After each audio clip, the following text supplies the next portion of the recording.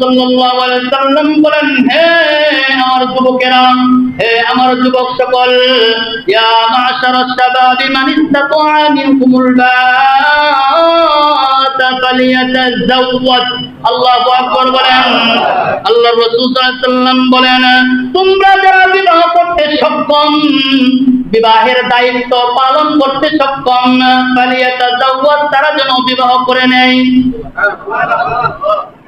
যারা বিবাহ করতে সক্ষম, যারা বিবাহের দায়িত্ব পালন করতে সক্ষম, তারা যেন বিবাহ করে নেয়। আল্লাহর রাসূল বিবাহের কথা কেন বললেন? তারপরে আল্লাহর রাসূল সাল্লাল্লাহু আলাইহি সাল্লাম বলেন, যদি সেই যুবকেরা যদি বিবাহ করে, ফাইন্নাহু আগাদ্দু লিল বাসারি ওয়া আহসানু লিল ফারজ। আল্লাহু আকবার বলেন। আল্লাহর রাসূল সাল্লাল্লাহু আলাইহি সাল্লাম বলেন, ফাইন্নাহু আগাদ্দু লিল বাসারি, যদি মানুষেরা বিবাহ করে, আমার উম্মতেরা যদি বিবাহ করে, তো সর্বপ্রথম যে কাজটা, তার চোখটাকে সে নিচু রাখতে পারবে। তার চোখের দ্বারা কোন গুনাহ হবে না। এজন্য আমরা কাদির হযরত বুজুর্গকে উলামায়ে কেরাম তিনারা বলেছেন, কেউ যদি তার দৃষ্টি চক্ষুকে গুনাহ থেকে যদি বাঁচাইতে পারে, তাহলে 1000 নফল নামাজের ইবাদতের সওয়াব সমান আল্লাহ তাআলা তাকে দান করবে। যদি একটা চোখের নজর যদি হেফাজত করতে পারে, তাহলে হচ্ছে এই ঘোষণা। এজন্য রাসূল সাল্লাল্লাহু আলাইহি ওয়াসাল্লাম বলেন, ফাইন্নাহু আগাদ্দু লিল বাসারি, তাহলে সে তার চোখের দৃষ্টিকে নিচু রাখতে পারবে। 2 নাম্বার, ওয়া আহসানু লিল ফারজি, 2 নাম্বার তার লজ্জাস্থানের হেফাজত সে নিজে করতে পারবে। সুবহানাল্লাহ।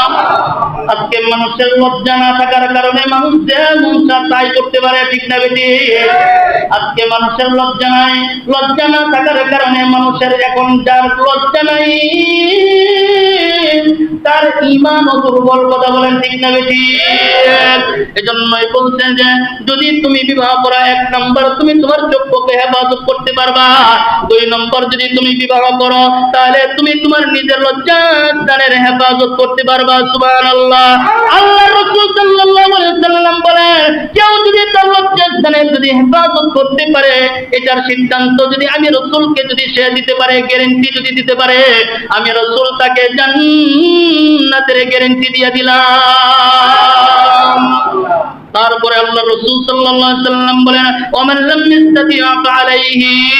রাসূলুল্লাহ সাল্লাল্লাহু আলাইহি ওয়াসাল্লাম বলেন, যার সামর্থ্য নাই, বিবাহ খরচ করার মতো অবস্থা যার নাই, ফালাইহি, তার জন্য কর্তব্য হইল লিসাওম, বিসাওমি, সে যেন রোজা রাখে।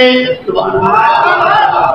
যে বিবাহ করতে অক্ষম, বিবাহ করতে পারে না, তা সে কি করবে?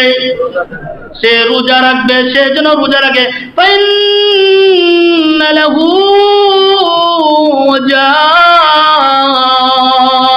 আল্লাহু আকবার বলেন, তাকে সমস্ত প্রকারের এই যে তার যে যৌন চাহিদা, এই যৌন চাহিদাকে রোজা মিটাইয়া দিবে।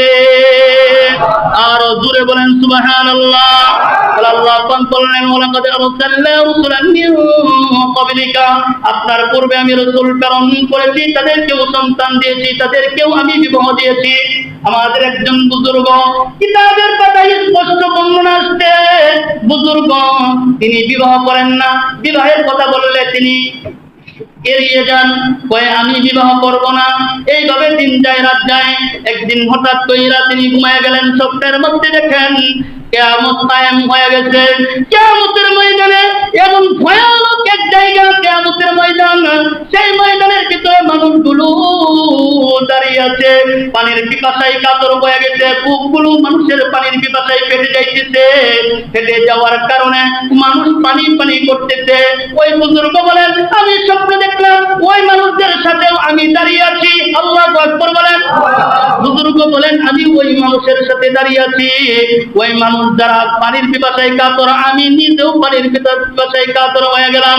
হঠাৎ করে দেখলাম কোথা থেকে যেন ছোট্ট ছোট্ট বাচ্চারা হাতের মধ্যে পানির পেয়ালা নিয়া, গ্লাস নিয়া মানুষের সামনে আইসা পানি পান করাইতেছে।